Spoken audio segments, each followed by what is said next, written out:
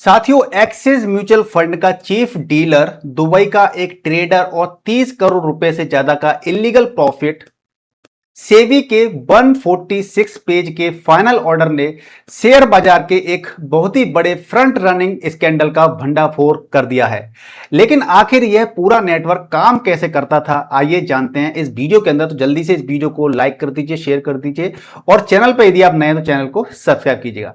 तो सबसे पहले बात कर लेते हैं, स्टॉक मार्केट में करोड़ों रुपए के एक बड़े केस में मार्केट रेगुलेटर सेबी ने अब अपना फाइनल ऑर्डर जारी कर दिया है। आरोप है कि एक्सिस म्यूचुअल फंड के जो बड़े बड़े ट्रेडर्स की जो कॉन्फिडेंशियल इंफॉर्मेशन लीक करके करोड़ों का अनैतिक फायदा उठाया गया और सेबी ने दोषियों पर भारी फाइन लगाने के साथ ही उन्हें सालों के लिए स्टॉक मार्केट से बैन कर दिया है। अब बात कर लेते हैं कि पकड़ में कैसे आया ये मामला। तो सबसे पहले बात करेंगे कि पकड़ में कैसे मामला आया ये। तो रोचक बात यह है कि इस खेल का खुलासा किसी कंप्लेंट से नहीं बल्कि सेबी के हाई टेक सर्विलांस सिस्टम से हुआ। सिस्टम ने एक्सिस म्यूचुअल फंड के कुछ ट्रेडर्स में सस्पिशियस पैटर्न पकड़े और इसके बाद सितंबर 2021 से मार्च 2022 के बीच हुए डील्स की गहराई से इन्वेस्टिगेशन शुरू हुई और धीरे धीरे पूरा नेटवर्क बेनकाब होता चला गया। अब फ्रंट रनिंग क्या होती है, इसको पहले समझ लेते हैं कि फ्रंट रनिंग केस आखिर होता क्या है।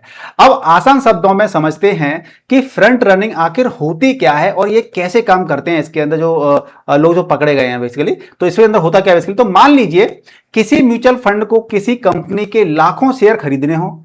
अब इतनी बड़ी बाइंग से शेयर बाजार बढ़ना तय माना जाता है और अब अगर किसी को यह कॉन्फिडेंशियल डिटेल पहले ही पता चल जाए कि कौन सा शेयर कब और कितना खरीदा जाएगा, तो वो केस का ऑर्डर आने से पहले ही अपना सस्ते शेयर खरीद लेता है और फिर जैसे ही म्यूचुअल फंड का बड़ा ऑर्डर मार्केट में आता है तो प्राइस बढ़ जाता है और वो अपने शेयर बेचकर, जिसने पहले से खरीद लिया था, वो अपने शेयर बेच करके मजा ही मजा कमा लेता है, यानी फायदा ही फायदा ले लेता है। इसी प्रैक्टिस को फ्रंट रनिंग कहते हैं, जो भारत में पूरी तरह से इलीगल है। अब बात कर लेते हैं कि दुबई के कनेक्शन और जो मॉडस ऑपरेंडी थी ये किस प्रकार से काम करती थी। तो सेबी के मुताबिक एक्सिस फंड के जो तत्कालीन चीफ डीलर बीरेन जोशी के पास यह गोपनीय जानकारी होती थी। आरोप यह है कि बेसिकली इंफॉर्मेशन दुबई में बैठे ट्रेडर ब्रिजेश जो कुरानी तक ये पहुंचाई जाती थी और दोनों एप्पल फेस टाइम और बोटेम जैसे एप्स के जरिए संपर्क में रहते थे। इसके बाद दुबई से पूरा ऑपरेशन चलाया जाता था। शक से बचने के लिए ब्रिजेश कुरानी ने अपनी wife, mother in law, brother उनमें से जुड़े हुए एफपीआईज और कई रिलेटिव्स होते हैं कि ट्रेडिंग अकाउंट्स इस्तेमाल किए। ठीक है ना। तो उन्होंने अपने परिवार के जो रिलेटिव्स होते हैं उनके अकाउंट यूज किए थे। अब ट्रेडिंग प्लेटफॉर्म और जो एजेंडा नेटवर्क है इनके बीच में क्या हुआ था, इसको जान लेते हैं। तो जांच में सामने आया कि इनका ट्रेडिंग प्लेटफॉर्म मुख्य रूप से दो तरीकों पर काम करता था।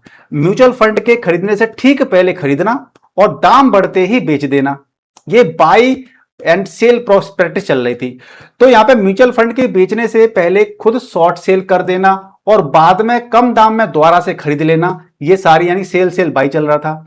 इतना ही नहीं, अलग अलग अकाउंट में हुआ प्रॉफिट बाद में कैश के रूप में इकट्ठा किया जाता था और फिर मनी ट्रेल यानी कि पैसों के सुराग छुपाने के लिए इसे पारंपरिक जो अंगड़िया नेटवर्क होते हैं उनके जरिए ट्रांसफर किया जाता था। तो अब इलीगल प्रॉफिट और सेबी का स्ट्रिक्ट एक्शन क्या हुआ, इसकी बात कर लेते हैं। तो सेबी के अनुसार इस पूरे नेटवर्क ने कुल मिलाकर के लगभग 30 करोड़ 55 लाख रुपए का गैर कानूनी प्रॉफिट कमाया है। इसमें सबसे बड़ा हिस्सा वीजा कैपिटल पार्टनर्स के जरिए आया और यहां करीब 14 करोड़ से ज्यादा का फायदा हुआ। सेबी ने इस पूरी रकम को बाजार ब्याज यानी कि 12% के पर एनम के साथ investor protection and education fund IPEF में ट्रांसफर करने का आदेश दिया है और स्ट्रिक्ट पेनल्टी की बात करें तो ex chief dealer Biren Joshi पर 3 करोड़ का पेनल्टी और 7 साल का मार्केट बैन लगाया है।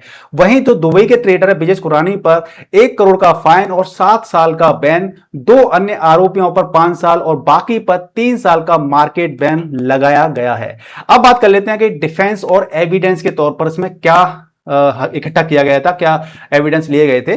तो हालांकि बीरेन जोशी ने इन सभी आरोपों का खंडन कर दिया। उनका तर्क है कि वे सिर्फ फंड मैनेजर के ऑर्डर्स एग्जीक्यूट करते थे, क्या खरीदना या बेचना इसका कोई डिसीजन उनका नहीं होता था। उन्होंने व्हाट्सएप चैट के जादूगर वाले नाम से भी खुद को अलग बताया है। दूसरी ओर सेबी ने साफ कहा है उन्होंने कि यह डिसीजन किसी सिंगल तरीके से नहीं बल्कि call records, WhatsApp chats, witnesses के स्टेटमेंट और ट्रेडिंग पैटर्न को मिलाकर के लिए गए ठोस सबूतों पर यह फैसला सुनाया गया है और उनके बेसिस पर यह फैसला आया है।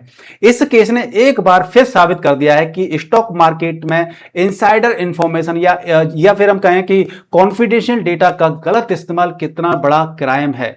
बिजनेस और मार्केट से जुड़ी और भी ज्यादा जानकारी आप चाहते हैं हमारे जरिए, तो हमारे चैनल को सब्सक्राइब कर लीजिए, वीडियो को लाइक शेयर करिएगा और आपकी फ्रंट रनिंग इस तरह की जो एक्टिविटीज होती हैं इनके बारे में क्या कहना है हमें कमेंट करके जरूर बताइएगा। मिलते हैं नेक्स्ट वीडियो में, तब तक गुड बाय, टेक केयर, जय हिंद।